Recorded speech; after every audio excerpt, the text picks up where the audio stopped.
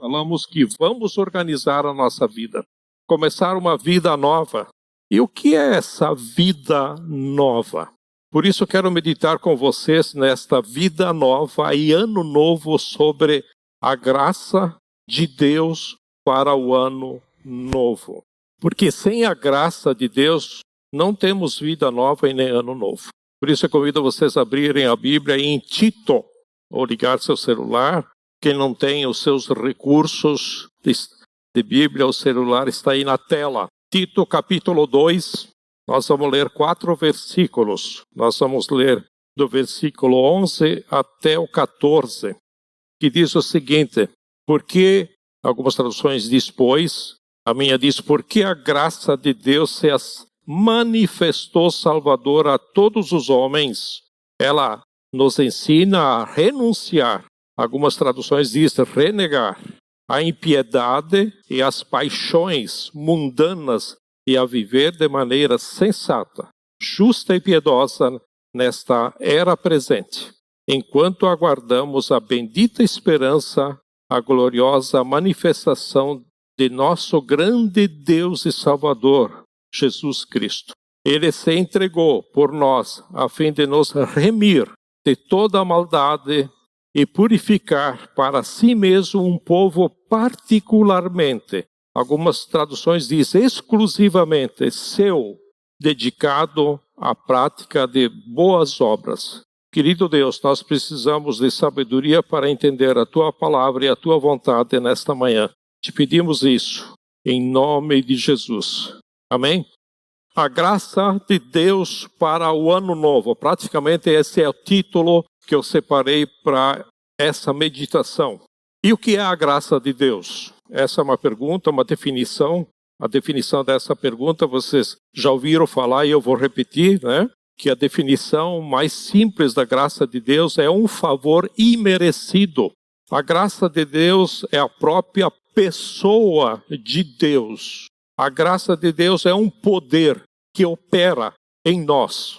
E a Bíblia diz que Deus é o Deus de toda graça, ou seja, a totalidade da graça está no ser de Deus. Deus também é doador de toda a graça. Isso significa que não existe graça em outro lugar que não seja Deus. Tem um autor chamado C.S. Lewis, diz que a principal diferença no cristianismo para todas as outras religiões que só o cristianismo apresenta é o Deus de toda a graça. E o próprio Espírito Santo é chamado de Espírito da graça. E quando nós vamos ver a Bíblia e ao descrever como ela descreve a graça, ela diz que a graça ela é gloriosa, ela é grandiosa, ela é multiforme, ela atua de muitas formas, multiforme. A graça é rica, a graça é soberana, é superabundante. A graça é toda e suficiente e também ela é transbordante. Isso significa que a graça que nós recebemos em 2024, ela vai continuar transbordando sobre a sua vida e a minha vida nesse ano de 2025. A graça ela é a fonte da nossa eleição, do nosso chamado, do nosso perdão, da nossa salvação, da nossa fé, da nossa justificação, da nossa santificação e é a base da nossa esperança. A graça é tudo. A graça é tudo. Por isso que Deus disse para Paulo, a minha graça te basta. Por que Deus falou a minha graça te basta? Porque Paulo estava sofrendo. E Paulo Paulo por 3 vezes, ele pediu a Deus, afasta de mim esse espinho na carne. E a resposta de Deus foi, a minha graça te basta. Por exemplo, quando você acha que é o limite da tua força, o limite da tua fé, o limite da tua esperança. E qual é o limite de Deus? Em Deus não há limite. O que é a graça de Deus no meio do sofrimento? A graça de Deus te dá força no meio do sofrimento, no meio da angústia, E você não só fica fortalecido, mas ainda dá força para você poder erguer os outros. A graça te leva a enxergar com os olhos de Deus. E nesse texto de Tito, eu quero destacar 4 benefícios que essa graça traz para todos nós. O versículo 11 diz: porque a graça de Deus se manifestou salvadora a todos os homens. O primeiro benefício é que a graça de Deus é salvadora. E nesse versículo há alguns detalhes importantes. O primeiro detalhe diz que a graça é de Deus. Pertence a Deus porque Ele é o Deus de toda graça, ou seja, a origem da graça vem de Deus. Ela vem dos céus. Ela não vem de homens. Ela não vem do grupo que eu participo, da igreja que eu participo. Ela vem do próprio Deus, onde a graça mora, reside nele. E a graça já existia com Deus antes da fundação do mundo. E a graça não é algo criado na história, mas é algo eterno. E ela se manifestou em Cristo quando a Bíblia diz que o Verbo, que é Jesus, se manifestou cheio de graça. Por exemplo, não há outra possibilidade do homem ser salvo a não ser pela graça. Não existe. A graça é salvadora. Nós não merecemos ela, mas nós precisamos dela. E o homem não é salvo porque nasceu numa família cristã, ou porque frequenta um grupo cristão, ou porque é uma boa pessoa com valores morais, com valores espirituais. Não. Só pela graça o homem pode ser salvo. E nos versículos anteriores fala de vários tipos de pessoas. Por exemplo, nós lemos do versículo 11 em diante, mas se você pegar o versículo 2, fala para homens idosos. Versículo 3 fala para mulheres idosas. Versículo 4 fala para jovens. Versículo 6 fala para moços, que se referem pequenos. E o versículo 9 fala para os servos. Ou seja, a salvação se revelou para todas as classes e todas as faixas de idade e todos os níveis sociais. Deus não faz acepção de pessoas. A salvação é para o rico, ela é para o pobre, para o homem, para a mulher, para o adolescente, para a criança, é para o esclarecido e é para o analfabeto. E nesse sentido, a salvação está ao alcance de todos pela graça salvadora de Deus. E o segundo detalhe é que a graça de Deus se manifestou. Por que se manifestou? Porque era algo que estava escondido, mas que foi revelado. E a graça vem como a luz do sol quando o dia amanhece para manifestar quem é Deus. Por isso que nós temos um versículo bem conhecido, todos vocês conhecem, que é Efésios capítulo 2, versículo 8, que diz: pois vocês são salvos pela graça, por meio da fé. E isso não vem de vocês, é um presente, um dom, é um presente de Deus. Nós somos salvos em Cristo Jesus. Por isso que essa graça salvadora se tornou pública, onde se manifestou a todos os homens, como citei há pouco, todas as classes. Porém, aqui não está dizendo que a graça salvadora salvou todos os homens. Não está dizendo isso. Mas o sentido do texto aqui é que ela foi manifesta, ela foi revelada a todos. Por isso que o evangelho da graça de Deus é falado a todas as criaturas, a todas as nações da terra. O Evangelho revela essa graça de Deus que é eterna. A graça se manifesta para remir, ou seja, é salvar mesmo, é libertar de todo o pecado, das consequências do pecado, é trazer vida, salvação, é trazer perdão, regeneração, santificação, tudo. É a obra completa da salvação. Então, no versículo 11, a graça de Deus nos ensina que é salvadora. E no versículo 12, nos ensina que é educadora.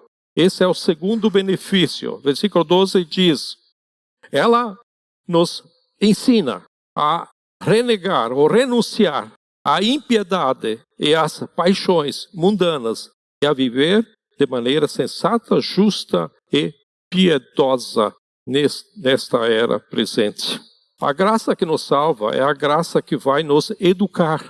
Porque a salvação traz o perdão dos pecados, mas ainda eu carrego comigo a presença do velho homem. Aí é que a graça vai fazer essa transformação educativa. Essa transformação educativa significa discipular, ensinar, instruir. Essa é a graça de Deus que nos educa e nos transforma e que opera essa mudança completa na minha vida e na sua vida.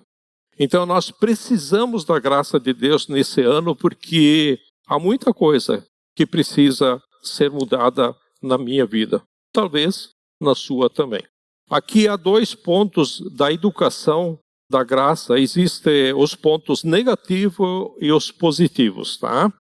Então, negativamente, o texto diz: nos ensina a renunciar à impiedade e às paixões mundanas. O que é impiedade? Quando o homem é ímpio. Impiedade vem de ímpio, que não teme a Deus, um homem corrupto, rejeita a Deus, teimoso, rebelde. O homem crê em algo errado e vive uma vida errada. Ter sexo antes do casamento é errado. Não, mas ele vive isso. A impiedade é a falsa crença a respeito de Deus, na relação com Deus, na convivência com Deus. E isso vai dar as paixões mundanas. Esse é o resultado, né? Por que você não mente? Por que você não rouba, não mata? Por que você não fala mal dos outros? Ou melhor, não deveria falar mal dos outros. Não cobiça o que é dos outros. Por que você não adora outros deuses? Por que você crê que só Jesus salva? Por que você crê que a salvação é pela graça? É porque você crê nas verdades do que a Bíblia diz. E isso é que determina a maneira que você vai viver. Se você alimenta algo errado, você vai viver de forma errada. Se você aceita o pecado, você vai viver daquela forma. Então a graça tem um poder que opera na minha vida em fazer que eu renegue. Tá? Renegue aqui significa que a palavra de Deus nos ajuda a renunciar de uma vez por todas a impiedade e as paixões mundanas. Então o pecado ele não governa em nós, mas ele habita em nós. A diferença é se eu permito que ele governe, que ele faça, que ele entre em ação. Ou seja, nós estamos livres do poder do pecado, mas não da presença do pecado. E essa presença do pecado nos oprime, nos atormenta. E nós precisamos da graça de Deus para renegar, para renunciar tudo isso. E os pontos positivos que são viver o presente século sensato, justo e piedosa. Viver sensato ou sobriamente, depende da tradução, né? Sensato, sobriamente, conosco mesmo. Viver justamente com o nosso próximo. E viver piedosamente com o nosso Deus. Então aqui fala do tríplice relacionamento. Primeiro, a graça nos educa para você ter um correto relacionamento com você mesmo. Ser uma pessoa sensata, ter domínio próprio, ser moderado, ter autocontrole, que domina os impulsos, as ações, as palavras. É a maneira correta de você lidar com você mesmo. Segundo, a graça capacita você para se relacionar corretamente com o seu próximo. Aqui a palavra é justo. A graça nos capacita a lidar com o outro de maneira justa e não explorar o outro. É dar ao outro o que ele precisa.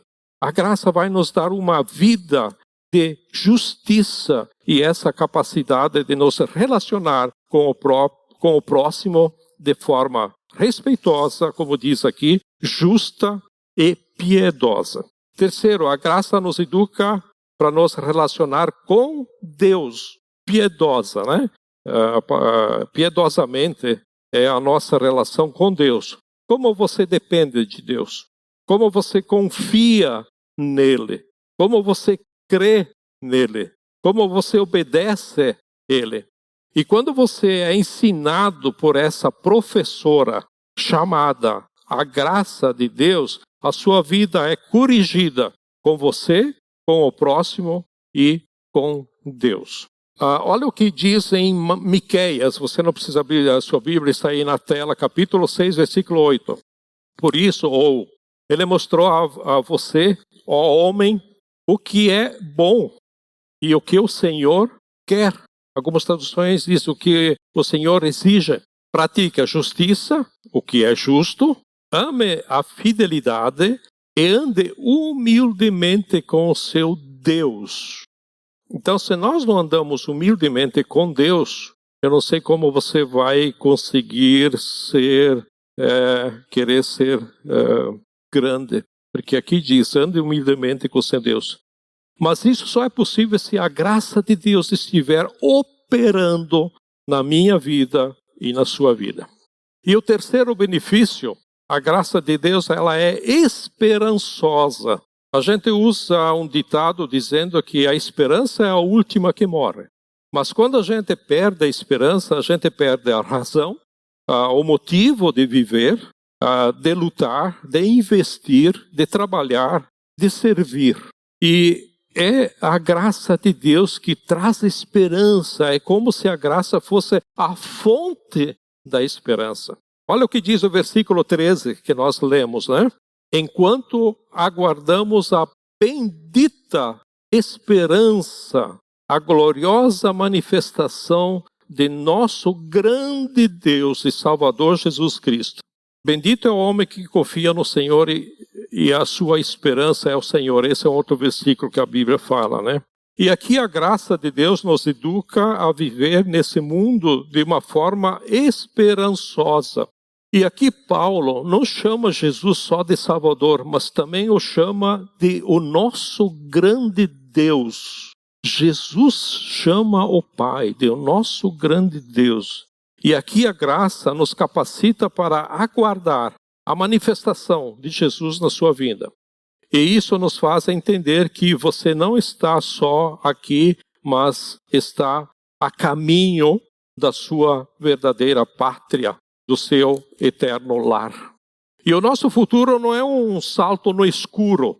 O nosso futuro está nas mãos de Deus. É a graça que traz isso para a nossa vida. E o versículo diz, aguardando a bendita esperança. A bendita esperança não é um sentimento.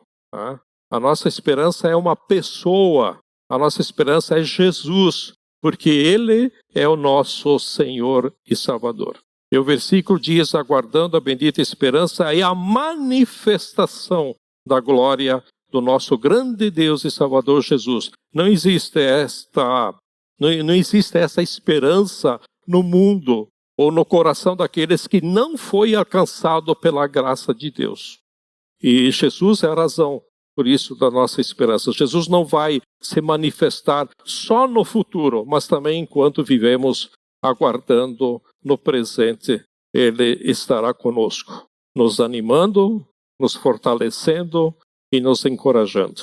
E na manifestação da glória, isso nos garante um futuro maravilhoso, porque vamos ao encontro daquele que vai enxugar os nossos olhos de toda lágrima, vai nos dar um corpo glorioso e vai nos dar vida eterna.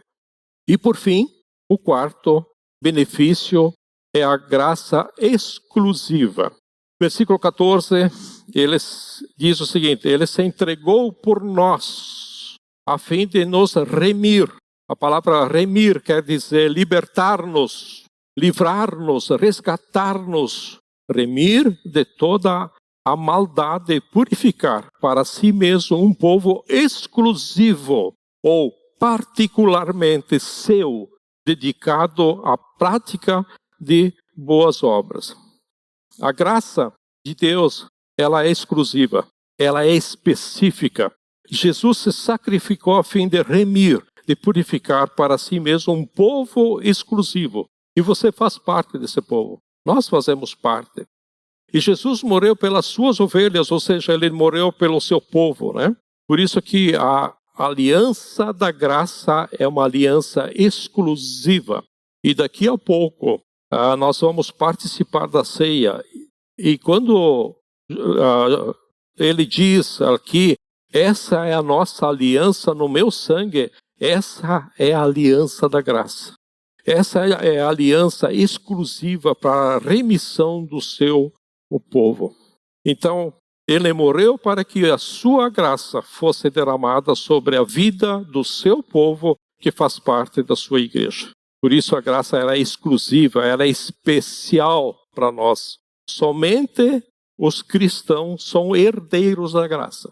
Somente os cristãos estão debaixo dessa graça. E no final desse versículo diz, um povo dedicado à prática de boas obras, ou seja, um povo frutífero espiritualmente.